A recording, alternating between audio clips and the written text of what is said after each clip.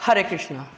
आज हम जो प्रैक्टिस करेंगे नी एक्सरसाइजेस करेंगे, क्योंकि नी में आजकल 70% लोगों को नी में पेन है, क्योंकि बहुत सारे लोगों को खड़े होने का काम है, चेयर पे पैर लटकाए बैठे रहते हैं, जिससे ब्लड सर्कुलेशन सही से नहीं हो पाता है, तो नी में पेन आनी स्टार्ट हो जाती है। जैसे बहुत ज़्यादा हो गई है तो जॉइंट्स में जैसे स्टोर होती है तो उसकी वजह से भी लिगामेंट्स वगैरह कमज़ोर हो जाते हैं। तो नी में बहुत ज़्यादा प्रेशर रहता है, ना चल पाते हैं, ना मोड़ पाते हैं, बैठ नहीं पाते, उठ नहीं पाते। तो उन लोगों के लिए बड़ी सिंपल सी एक्सरसाइज है। 2 से 3 एक्सरसाइजेज हम करेंगे। 2 से 3 एक्सरसाइजेज हम क्या क्या करेंगे? सबसे पहली एक्सरसाइज हम क्या करेंगे? पैरों को सीधा करेंगे। पैरों को सीधा करेंगे। सीधा करने के बाद ना हाथों को बिल्कुल रिलैक्स मोड पे, रिलैक्स मोड पे कैसे? इस तरीके से, ठीक है। रिलैक्स मोड पे जो ये थाई मसल्स है ना, जैसे जो थाई मसल, इसको स्क्वीज करना है, ठीक है। नीज को टाइट करना है। ये देख रहे हो आप, इस तरीके देख पा रहे हो? ये देखो नीज टाइट हो रही है ना, ये मसल टाइट हो रही है। ये प्रैक्टिस आपको 20 से 30 बारी रेगुलर करनी है। इसको करने से क्या होगा? आपकी नी की स्ट्रेंथ बढ़ेगी, आपकी थाई की स्ट्रेंथ बनेगी, ठीक है, काफ की स्ट्रेंथ बनेगी, ठीक है। ये आपको 20 से 30 बारी सुबह शाम करना है, जिससे आपके जो नी का पेन है बहुत हद तक ठीक हो जाएगा। सेकेंड एक्सरसाइज क्या करनी है आपको? सिर्फ फिंगर्स की बैकवर्ड फॉरवर्ड करनी है। फिंगर्स की बैकवर्ड फॉरवर्ड, सिंपल एक्सरसाइज है, कोई ज़्यादा हार्ड एक्सरसाइजेस नहीं है। ये आप लोग घर पे एनी टाइम इसको कर सकते हो, बैठे बैठे कर सकते हो। बहुत सिंपल वर्कआउट है, कोई ज़्यादा हार्ड वर्कआउट नहीं है, ठीक है। और इसके बाद थर्ड एक्सरसाइज हम क्या करेंगे? ये तो हो गया ब्लड सर्कुलेशन के, जो में हमने फिंगर्स की बैकवर्ड फॉरवर्ड करी। ये आपने 30 बार, 40 बारी, 50 बारी इस तरीके से आपने प्रैक्टिस करना है। इससे क्या होगा ना, आपका जो ब्लड सर्कुलेशन वो अच्छा हो जाएगा।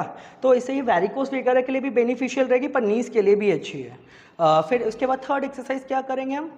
एंकल की बैकवर्ड फॉरवर्ड करेंगे। जब हम एंकल को बैकवर्ड करेंगे तो आपकी जो हील है वो फ्लोर से 2 से 3 इंच ऊपर उठ जाएगी, ठीक है। इतनी स्ट्रेंथ लगानी है अपनी काफ मसल से, ठीक है। फिर वापस डाउन करना है, फिर वापस अप करना है। ये भी आपको प्रैक्टिस कितनी बारी करना है? 20 से 30 बारी आपको इसका प्रैक्टिस करना है, 20 to 30 टाइम्स। फिर इसके बाद रोटेशन आ जाती है आपकी। फोर्थ एक्सरसाइज आपकी कौन सी हो गई? रोटेशन। इस तरीके से ये भी आपने 20 किलो देन 20 एंटी किलो करना है, रेगुलर प्रैक्टिस करना है। अच्छा, अभी क्या ना ब्लड सर्कुलेशन इतना कम हो चुका है कि ना नी में ना ट्रिलिंग करके ना पेन होता है, यहाँ से ट्रिलिंग करके पेन आता है, फिर यहाँ पर सारा का सारा जॉइंट होता है, फूल जाती है मसल सारी की सारी। तो इसके लिए हम क्या करेंगे? ऐसे करके डिबलिंग, बिल्कुल स्लो स्लो। जिनको ज़्यादा स्वेलिंग है वो बहुत स्लो स्लो करना। बाकी लोग किस तरीके से करेंगे? सिर्फ इस तरीके से 1-1 मिनट का अभ्यास करेंगे इस तरीके से। तो ऑटोमेटिकली ना जो आपका नी में जो स्ट्रेन आया है या पेन आया किसी भी प्रकार से, वो ठीक होना स्टार्ट हो जाता है। अच्छा, अब क्या ना पूरा दिन भर हम सारे कार्य करते हैं, खड़े होने के, सोफे पे बैठने के, चेयर पे बैठने के, पर नीचे नहीं बैठते हैं, ठीक है। नीचे बैठ के हमने कभी हम अपने पैर को ज़्यादा मोड़ते नहीं हैं। तो अभी हमने क्या करना है? प्रैक्टिस क्या करेंगे हम? ऐसे लेग को बेंड करेंगे और अपने पेट के पास लेकर के आएंगे इस तरीके से। जिनको ज़्यादा पेन है थोड़ा सा दूर रखना, पर ऐसे बैठने का अभ्यास करो एक पैर से।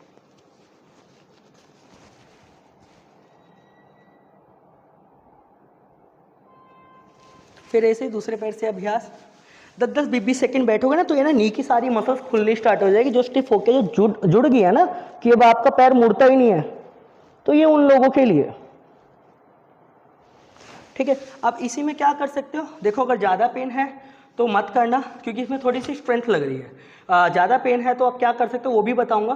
पर अभी क्या करेंगे? बहुत ज़्यादा पेन है, बहुत ज़्यादा स्वेलिंग है घुटनों में, तो आपको बैठ के एक्सरसाइज नहीं करनी है। मैं आपको बताऊंगा ये कैसे करनी है, पर अभी आप देख लो, जिनको ज़्यादा पेन है थोड़ा बहुत रहता है तो इनर थाई से ऐसे करके पकड़ना है आपको।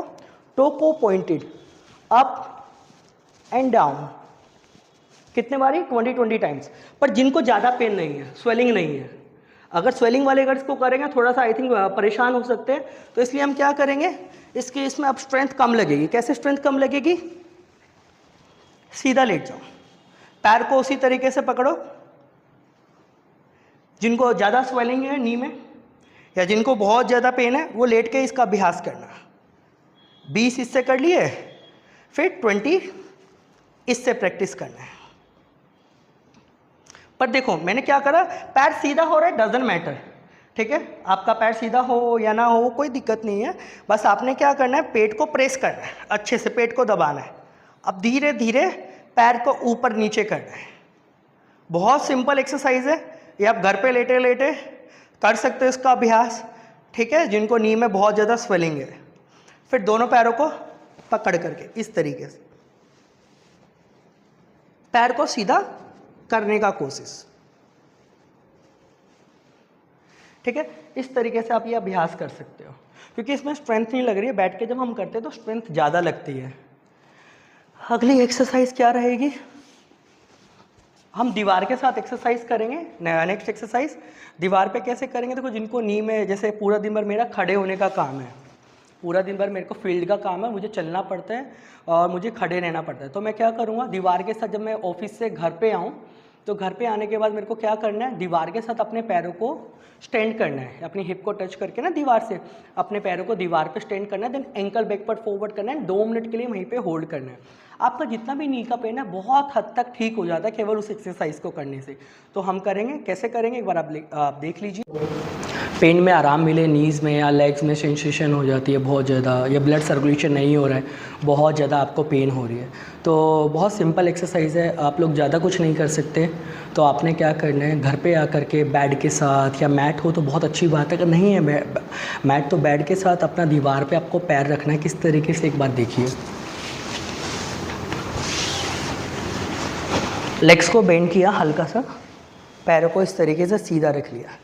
पहले 1 मिनट आपको यहीं पे अपने पैरों को होल्ड करना है, अपनी तरफ टोस को स्ट्रेच करना है। इससे क्या हो रहा है, आपका ब्लड सर्कुलेशन, इन्वर्टेड आप आसन कर रहे हो तो ब्लड सर्कुलेशन नीचे की तरफ प्रेशर आ रहा है, तो जो भी आपका ब्लड रुका है वो फ्लोट होना स्टार्ट हो जाता है। चाहे आपको वेरिकोस का दिक्कत है, वेरिकोस की वजह से आपको नी में पेन आ रहा है, या आप आज बहुत ज़्यादा देर तक खड़े रहे, बहुत ज़्यादा चलने का काम रहा है, तो उन लोगों के लिए भी बहुत अच्छा है, ठीक है। फिर इसके बाद आपने क्या करना है, 20 से 30 बारी इस तरीके से एंकल को बैकवर्ड फॉरवर्ड करना है, इस तरीके से। जब आप इस तरीके से एंकल की बैकवर्ड फॉरवर्ड करते हैं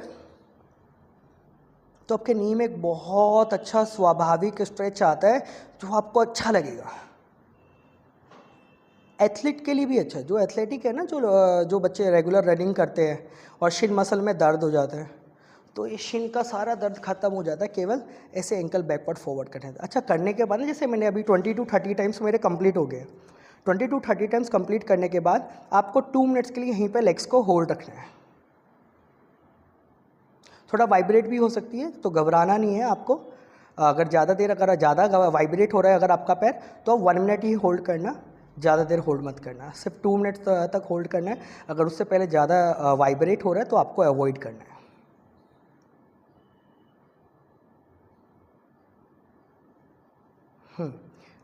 धीरे से फिर इस आसन से वापस आ जाएंगे और बैठ जाएंगे। अच्छा, जिनको ना नी में ज़्यादा पेन होता है ना, घुटनों में बहुत ज़्यादा पेन रहता है, ज़्यादा ना आलती पालती लगा कर नहीं बैठना है, ठीक है। तो आप क्या कर सकते हो, थोड़े पैरों को ऐसे खोल करके आलती पालती लगा सकते हो, या एक एक पैर को ऐसे करके बैठ सकते हो, पर पूरा आलती पालती लगा के ना बैठो, ठीक है। इस तरीके से पूरा मोड़ के ना बैठो। जिस भी आसन से आपके घुटने में स्ट्रेन है, उन चीज़ों को आपको अवॉइड करना है।